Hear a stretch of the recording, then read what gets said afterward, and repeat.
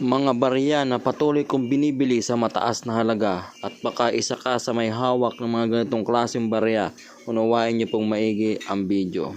Unahin po natin ang 25 centimo na hindi pinapansin ng karamihan mga ka-altcoin buyer.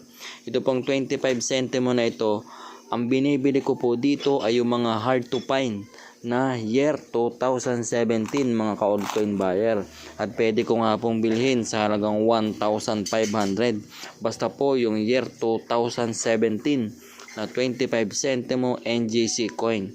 Kung meron ka po nito, mag-message ka po sa akin at bibili ko po sa inyo sa halagang 1,500. At ang sumunod ko naman pong binibili ay yung 5 peso BSP series. Ito pong kulay dilaw. Ang binibili ko po ay yung year 2006 mga ka-altcoin buyer. At bibiling ko po sa inyo sa halagang 2,000 pesos ang bawat isa na year 2006 na 5 peso coin year 2006. Kung meron ka po nito ay mag-message po kayo sa aking FB page Altcoin Buyer.